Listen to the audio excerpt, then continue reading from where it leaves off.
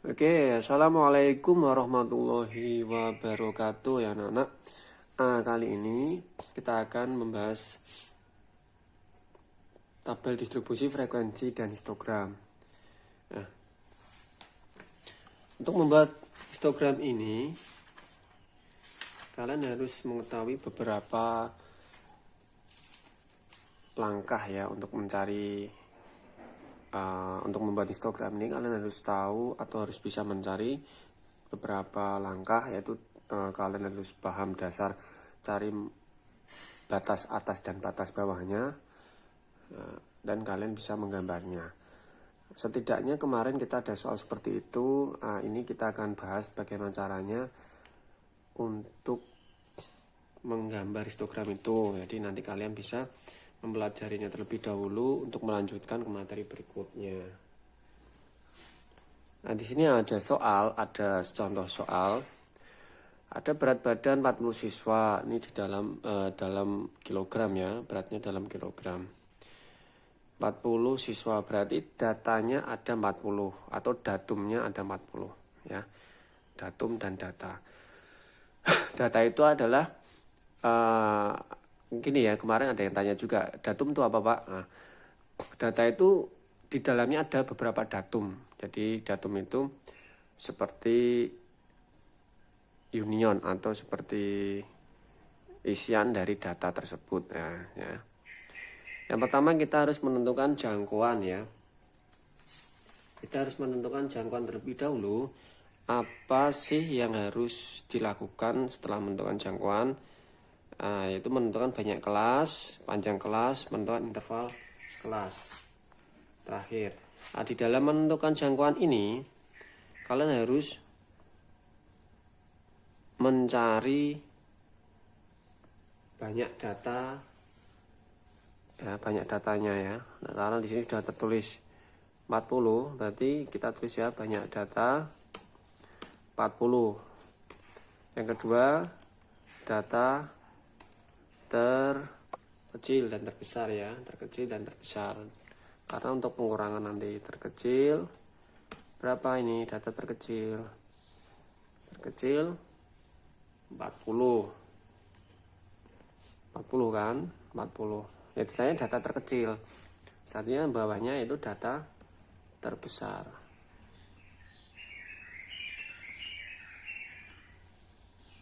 Data terbesar. Terbesarnya 61. Ya ada ya 61 ya, 60. Data terbesar 62, sorry. Bukan ya, ada berapa nih? 67. 67. Data terbesar 67, oke. Nah, selanjutnya jangkauan. Jangkauan ini biasanya lambangnya R besar ya. Jangkauan ini R besar. Jangkauan atau R besar biasanya ini.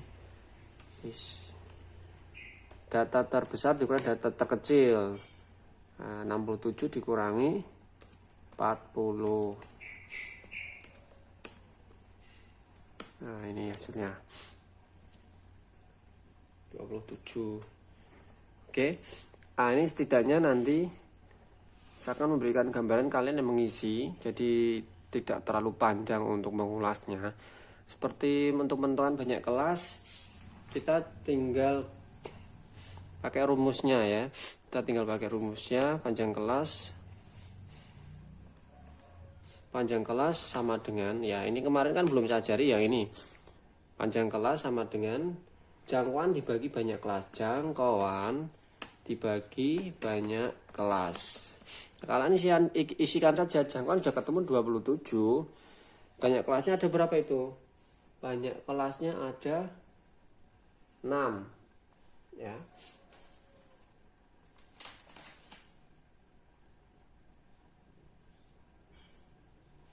Kok tahu Pak banyak kelas ada 6? Ini ya. Sebentar, ini isiannya keliru nih ya. Ini P itu keliru tadi ya. P itu kan panjang kelas. Kita cut dulu. Kita cari dulu banyak kelas. Ini banyak kelas, caranya kita pakai logaritma ya. Kita pakai ini daerah sini nih. Ya. Banyak kelas rumusnya ini kalian bisa pakai ya, banyak kelas. Kalian bisa pakai.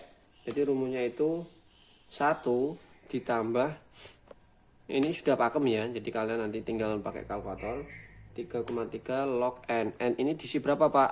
N ini diisi banyaknya data ya. N itu banyaknya data, berarti nanti log 40 ya kan, ini berarti nanti log 40 ya, nanti ketemu banyaknya kelasnya ini berapa. Banyak kelas itu biasa disingkat K ya, kelas ya, K kecil. Nah ini nanti dibulatkan ya, dibulatkan kalau apa namanya ini mendekati 5 atau 0,5 ke bawah itu nanti pendekatannya bulatkan terkecil. Kalau 0,5 ke atas pembulatannya besar ya. Ini kayaknya nanti diisi 6 ya, nanti kalian masukkan sendiri. Nah ini masuk ke panjang kelas, berarti jangkauan dibagi banyak kelas. Nah ini kalian bisa masukkan sendiri. Jangkauannya tadi berapa? 27 ya, 27 dibagi 6, 4 lebih ya, mau ke 5. Berarti ini diisi pembulatannya 5. Karena kan mendekati 5 itu. 27 ke 30 kan 3 satuan. Nah, dibulatkan ke 5 seperti itu. Selanjutnya untuk menentukan interval kelas. Interval kelas ini perlu banget ya, karena kalau tidak ada interval kelas kalian tidak bisa membuat tabel ya, seperti itu. Kemarin awal belum kita ajarkan seperti ini. Ini videonya nanti tolong kalian pahami ya, kalian pahami lalu nanti buatkan histogram di sesi terakhir dari video ini. Menentukan interval kelas ini seperti ini. Jadi nanti ada tepi bawah dan tepi atasnya. Oke ya, kita cari dulu untuk batas bawahnya untuk data interval pertama. Ya, ini kita cari data yang paling terkecil atau data pertama yang ada di data 40 tadi, yaitu 40. Ya. Nah, selanjutnya kita tulis untuk batas atasnya. Untuk batas atasnya rumusnya adalah data terkecil dari data atau datum terkecil dari data plus P dikurangi 1 ya, plus P dikurangi 1. Kalau data ini isinya datum ya, berarti 44 ini ya, 44 batas atasnya. Maka nanti untuk interval pertama itu 44 sampai untuk interval pertama itu 40 sampai 44. Selanjutnya untuk interval kedua sama ya, untuk interval kedua sama. Untuk batas bawah, untuk batas bawahnya kan interval pertama tadi batas atasnya 44, maka batas bawahnya diurutkan 44 ditambah 1 ya, 45. Kenapa kok ditambah 1, Pak? Untuk selang ya, jedanya ya, selangnya ditambah 1 ya, karena kan tidak tambah interval kedua ya. Untuk batas atasnya berarti data terkecil atau batas bawah tambah P kurangi 1. Nah ini urutan nanti interval ketiga juga sama, pakainya yang ini batas bawah.